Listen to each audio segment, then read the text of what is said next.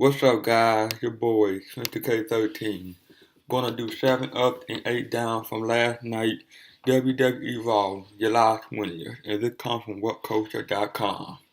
So just how long will you wait for revenge? Apparently, The Undertaker waited 459 days to exact his revenge on Brock Lesnar for beating him at WrestleMania 30, or so we led to believe, according to Taker himself.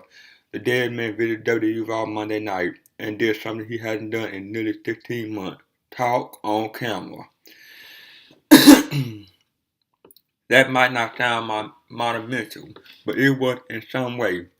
The truly epic part of Raw, however, involved nearly every member of the roster, as the entire locker room emptied out to help keep Brock and Undertaker apart, a job at which they clearly failed. The pull-apart brawl might have done more to secure fan interest in the SummerSlam main event than any amount of talking and or contrived storyline.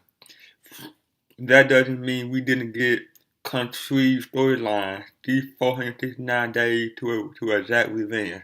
The other major development Monday night was the fact there were two Divas matches Monday night. And NXT rookie Charlotte and Sasha Banks emerged victorious in each. It's possible that WWE gets it and is actually following through on pushing the new women. It will be interesting to see if this continues long term, or if they will fade into the scenery over time. So what confronted the enemy and what weaseled its way out of it? Let's find out. The down. Number 8. Born in the USA. Just to be clear, Summer Rae hasn't reannounced her American citizenship via Twitter, has she? WWE runs minor angles through social media so often these days that it's easy to miss small development in a storyline, even if you sit through all of Raw and SmackDown each week. Assuming that Summer still hails from Raleigh, North Carolina. So why was he so put off by the crowd Monday night chanting USA at Rusev? He's from Bulgaria and carried his country flag to the ring, so of course he's going to generate some heat from the crowd. But someone who has chosen to hitch her wagon to Rusev and even dressed as a Lana knockoff seemed more affected by the chant than Rusev did. Summer, you a US resident yourself, so deal with it. Acting offended just look dumb unless you defecting. Number 7. Swinging Wildly. Is WWE Studio bankrolling the new Jake Gyllenhaal movie Star Paul, or is one of the wrestlers playing a boxer he beat? Otherwise, what is the point of having the tough enough judge to talk about Gyllenhaal getting himself into fighting shape? It's not like Billy Gunn, Booker T, and Lita are expert in transforming a person's body. They're a wrestling trainer, not personal trainer. So what does it matter what they think about Jake's workout regimen?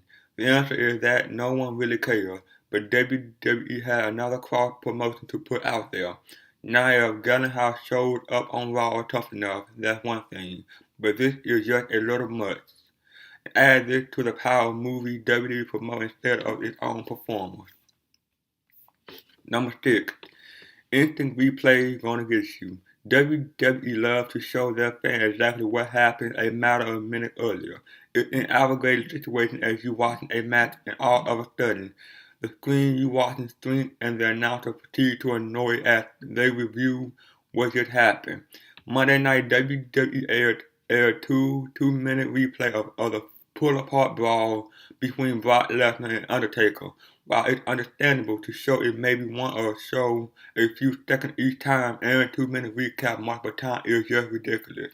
Raw might be 3 hours, but you're not boosting its rating by recapping everything multiple times.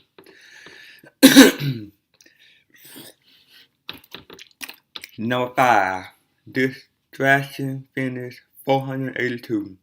Can we please stop with the distraction finishes?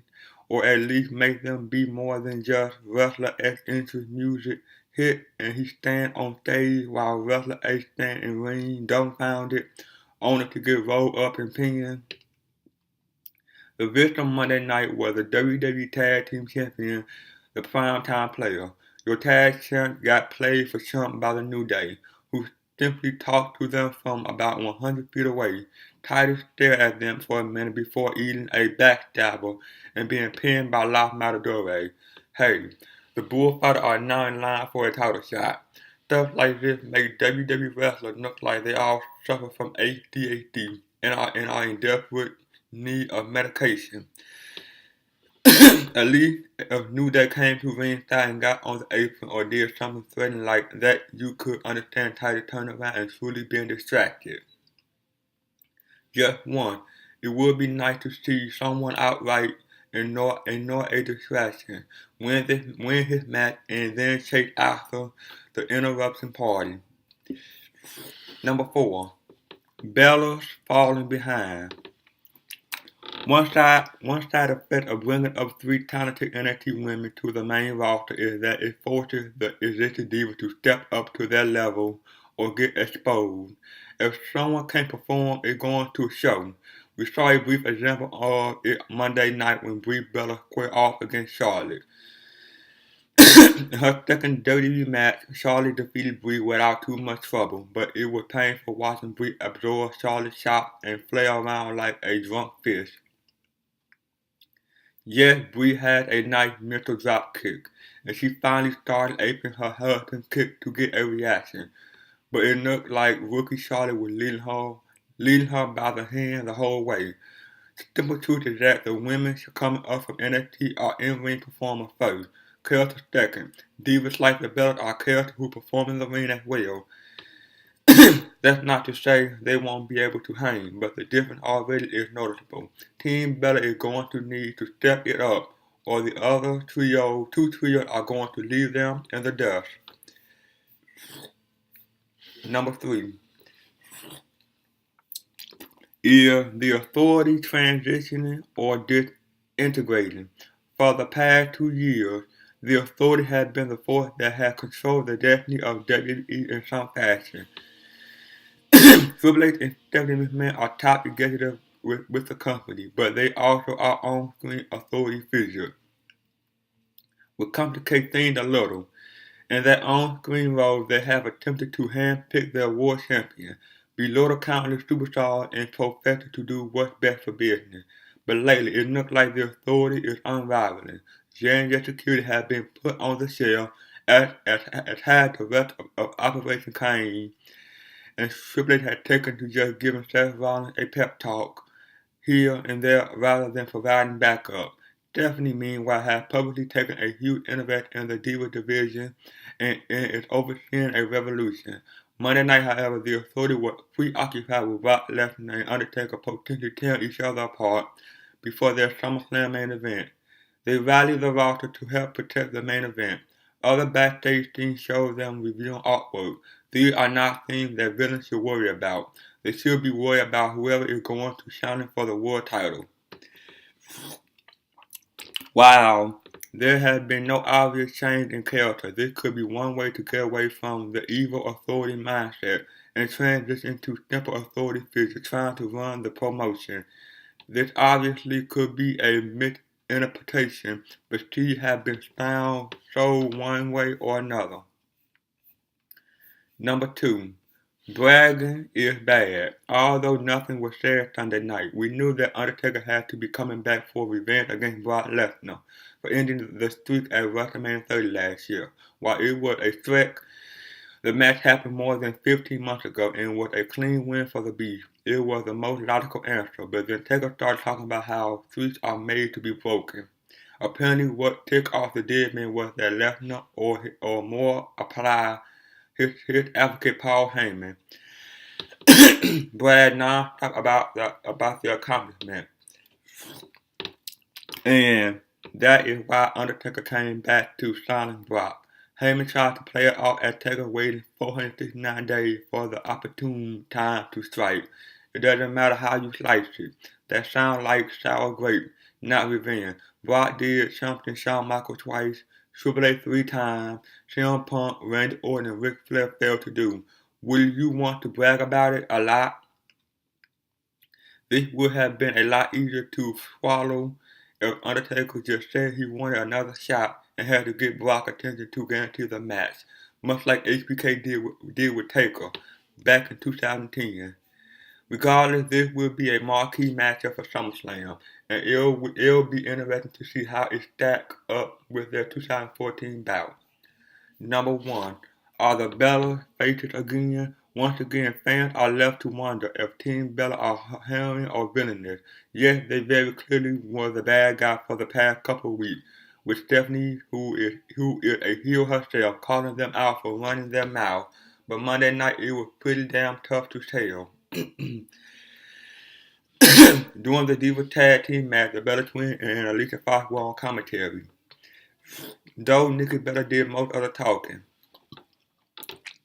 The announcer asked her several times about the movement to shake up the Diva division, to increase competition and bring up several NXT women. Nikki, either being distinguished or just delivering her line in her wooden fashion, said she welcomed the change to the division and that they were all about competition. Sorry, but it should be clear as day whether she lying through her teeth or if she being honest, and you just couldn't tell with her wooden delivery. Considering that Bree didn't cheat in her match and that the Bella didn't do or say anything overly negative, who knows? Number 7. The little thing. No one can be blamed if they missed it, but there was a moment before the Roman Reigns Luke Harper match that showed a good deal of continuing and foreshadowing. As Reigns headed to the ring, he went to hop over the barricade and plant his left arm on the top of the barricade. He then grabbed his bicep and winked a little before continuing on his way. It was a blink and you miss it moment. But that little moment foreshadowed Harper attacking the injured arm and focus on the entire match. It was a subtle small thing, but it was nicely done. Rather than taping his arm like some wrestlers do with their rib, a simple grab at a store body part sent a message to those paying attention. And Rowan's injured arm helped him, because it allowed him to show off his brute strength as he threw Harper around the ring with one arm. When you can wow fans like that, you own to something. Number 6. The funny thing. WWE doesn't do forced comedy very well, but every once in a while one of their little jokes will make you snicker. When they pull that off, it's worth noting. And when JBL is the one who does it, you should probably stop the presses. During the match between Miz and Big Show, JBL was lamenting how WWE studio execs must be cringing every time Show hit Miz because it would destroy the Marine franchise. The fact that the Marine franchise is something valuable is laughable enough, but then Show climbed to the second rope and delivered an elbow for the win, leading Bradshaw to declare that Miz could now play the role of Flash Stanley. Okay, it's not laugh out loud fun, but if you appreciate a classic children's book reference, then this did the trick. Number 5. Reboot the feud. Remember the episode of Raw in 2014 when the Shield and the Wyatt family square off in the ring, staring down each other while fans went insane, saying this is awesome, back when the chant wasn't used to describe everything? Yeah, those were the days. Sadly, a Wyatt Shield feud never came to pass before the Shield imploded and then Bray Wyatt set Luke Harper and Eric Rowan free. It looked like WWE finally had Wyatt up and is trying to revamp the feud for 2015. It's a little trickier though, with Seth Rollins decided not rejoining his brother and Rowan on the show. But Harper and Wyatt recently have reunited, and Dean Ambrose and Roman Reigns have been palling around a lot lately. So it looks like at worst we have a tag team match between the four developing, or other help could be on the way. Rumors have circulated that Bo Dallas could join real-life brother Wyatt, and Sting could make his return to even up the odds for Reigns and Ambrose. Would even the smaller feud have the electricity of the original? Hell no, but nothing ventured, nothing gained. It's just a crying shame WWE waited more than a year to give fans this feud. Number 4. the Bulgarian Casanova. The breakup of Lana and Rusev has not gone smoothly, both in terms of the storyline and how the storyline has played out. But Monday night was perhaps the best example of Rusev's evolution to date. During his first year on the roster, Rusev rarely spoke, hence Lana, and was simply the brawling Bulgarian who competed for Mother Russia. Once he and Lana fell out, Rusev began speaking more and more, showing that he actually is quite competent on the mic. In fact, he's showing that he has some skills. Backstage, Rusev confronted Lana and made her jealous by making out with Summer Rae in front of her, opening his eyes to make sure she was watching. He then told Lana that she looked tired, a rough and soft for the ravishing Russian. Rusev would eat the loss later in the night, with Lana attacking Summer Rae for a legit distraction, but he is definitely showing that he is far more versatile than just a silent assassin. Number 3. Cesaro throws Verb elbow. The 6-man tag team main event for Raw quickly turned into a 3-on-1 handicap match when Sheamus and Kevin Owens walked out on Rusev, leaving him in an unwinnable situation against a team with 27 world titles between two members. The man without any world titles yet was Cesaro, who was riding a wave of popularity due to his solid matches and showcase spot during the past month. Cesaro has been in a weird spot. Not a full-fledged good guy, but getting cheered on the strength of his performances alone. Monday night, however, Cesaro's team with John Cena and Randy Orton, standing tall with two of the biggest stars on the roster to close out Raw. That might not matter in some cases, but for some reason, it felt like he was there for a reason. That WWE finally is getting it. That Cesaro is deserving of a real opportunity to succeed and not just be a guy in the crowd. One can only hope. Number 2. The mother of all pull-apart brawls. If you're going to do a massive brawl that involves 3/4 of the locker room and a host of security, this was the way to do it. When Triple H ordered the locker room to be ready to wake up a fight between Brock Lesnar and Undertaker, it looked like we could see the entire roster get buried as the two men just beat up mid-carders and jobbers to get to each other. What we got was a much more realistic brawl, with Brock wiggling free a few times to get to Taker, and then vice versa. The fight then spilled over to backstage when everyone dog piling both men to pull them apart, finally for good. Say what you will about the reason for this feud. That one brawl stole the match at SummerSlam because you could feel the hatred between the two. Taker cost Brock the title and threatened his advocate and left him scream, "I'm gonna kill you," repeatedly as he tried to claw through 10 guys to get to the dead man. Number 1. Divas dominate. When WWE promoted 3 NXT women to the main roster last week, it put the Bella Twins and half the Divas locker room on notice. If Stephanie McMahon's speech about wanting to revolutionize the Divas division has any truth, you got to imagine that means some changes are coming. But to be fair, when it was announced that Charlotte was facing Brie Bella one-on-one, did anyone else think that Brie was going to get her win back from Battleground? With WWE penchant for 50-50 booking, you can't blame fans for thinking that. Thankfully, Charlotte toppled Brie pretty quickly. Then, just to drive the point home, we got a tag team match between Naomi and Sasha Banks versus Paige and Becky Lynch. Right away, you could tell the difference, with crisp moves and more energy than we've seen from women's tag matches. Naomi showed a fighter she hadn't really had a chance to display, which could be an example of rising to the level of competition. It's worth calling attention to Becky Lynch, who took a beating and had fans begging her to make the tag to Paige. When she was fingertip away, they groaned and gasped, and then cheered like crazy when she made it. That's a good sign of keeping fans invested in the match. Well, that's it, guys. Like, comment, subscribe. See you guys on the next one. Peace.